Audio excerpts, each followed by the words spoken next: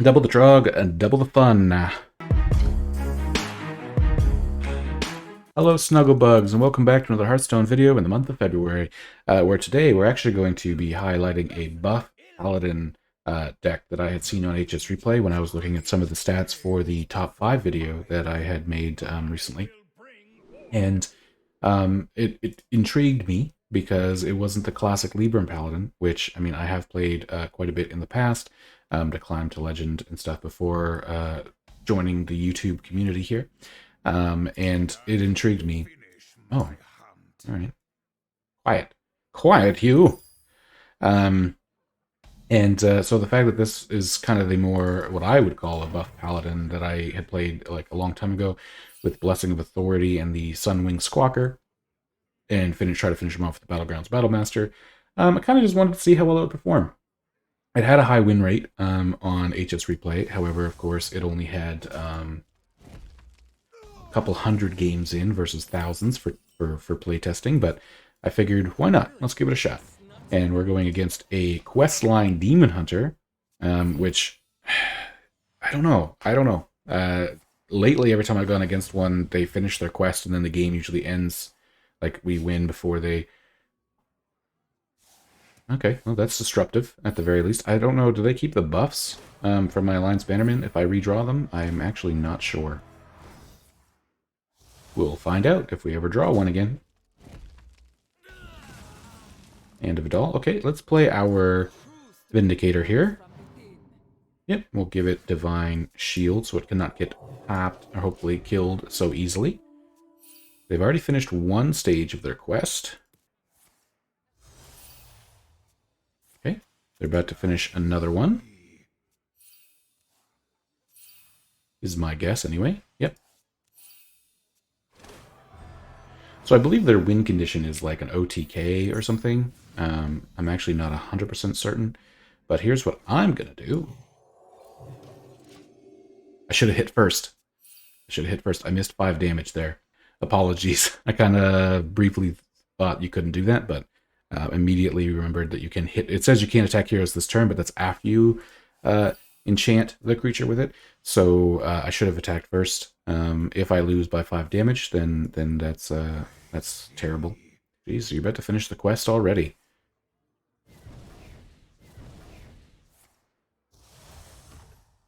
Nope. All right. Battlemaster?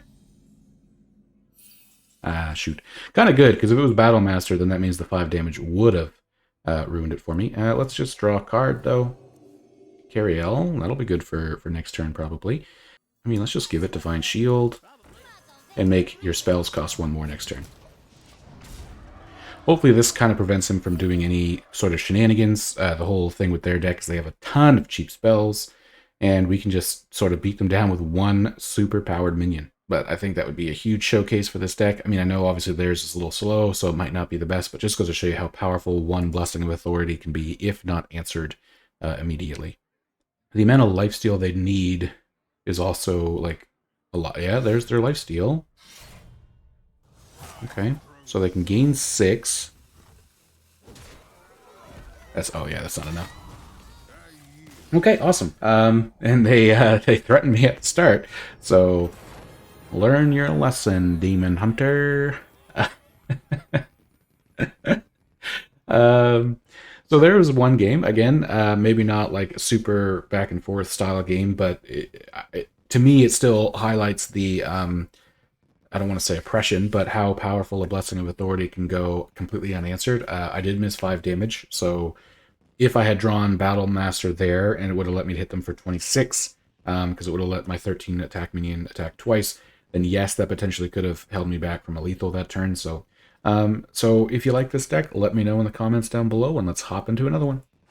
Okay, hopping into game number 2 with our Buff Paladin against potentially another Buff Paladin. Quite likely a Libram Paladin. We shall wait and see. Now, as much as I think Lightforge Cariel is just such a powerful card, so we're going to keep the whole hand, as depending on what they do, of course, we have our curve of 1, 2, 3. Okay, good. The fact I didn't play anything makes me feel a little safer to play the Trog. So if they do try to play any spells, then of course Trog will duplicate and give me multiple minions. Is there any other cool music you can play with this thing? I actually don't know. Hand of a Doll's kind of nice too, but I think we're just gonna call it Neophyte instead. Follow it up with probably the Stonehearth Vindicator to draw a spell to put on the Trog. Hopefully to give him Divine Shield. I know we technically have this already, but I want to keep the pressure up on the board instead. Ooh, what are you giving your Vindicator? Nothing, you're not gonna play it. Okay. Alright, Hand of a Doll's not exactly what we were looking for, but... Oh, right, he would have gave me another Trog. Speaking of which... Let's double Trog! Double the Trog and double the fun. I still have not got the achievement actually to have a full board of Trogs, so... Not that I'm live, but somehow, Dracos, if you can hear me, let me get 7 Trogs. Let me, give me 7 Trogs, please. That would be of you. Chef's kiss. Play another Vindicator. Give this one Divine Shield. There we go. Just keep the pressure up. If they are a deck similar to this one, or even Buff Paladin, they're not really going to have board wipes other than their Carriel. I mean, you can equip them both now, and you'll only give me 2 Trogs. Yep, I was going to say that's what they're going to do. Well, thank you for the Trogs. Sure, sure, sure.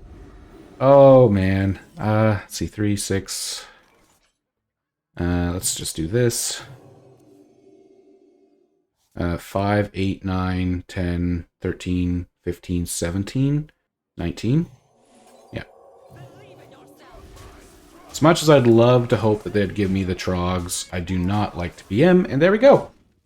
Completely overwhelmed their board that time using some equips, but this one was more of a highlight of still how powerful Iron Deep Trog can be versus the Blessing of Authority. But yeah, no, there we go. That was that game. Since both of those were really short, I will try to hop into a third game to see if we can't keep highlighting actually how powerful this deck is. Alright, as we hop into game number 3, against, looks like another Paladin. We start with the Trog. And a Noble Mount.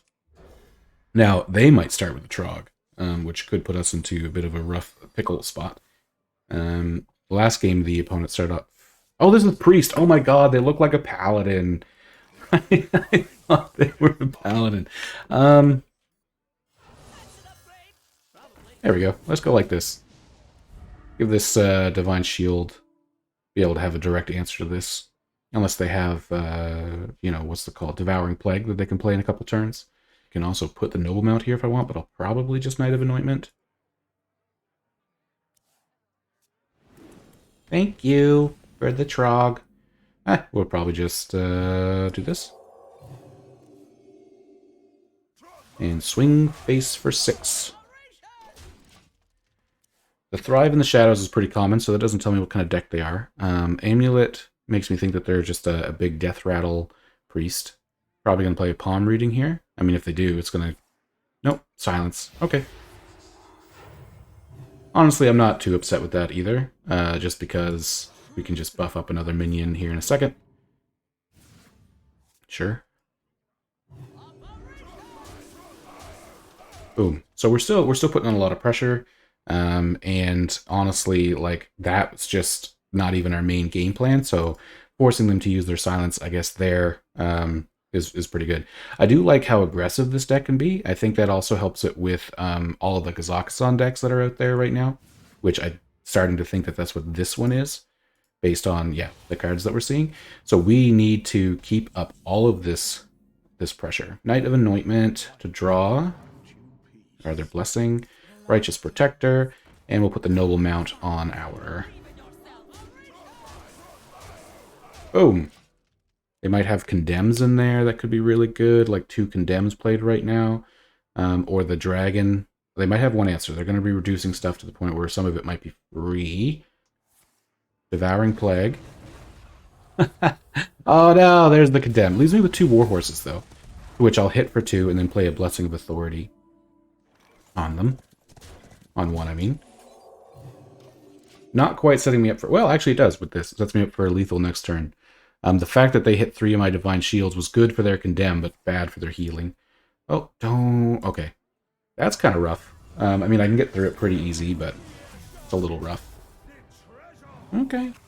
And I mean, I can also put the other one on here and hit them both. If I had 9 mana, I would put it on my Blade Master Samuro. Which is a massive board clear, by the way.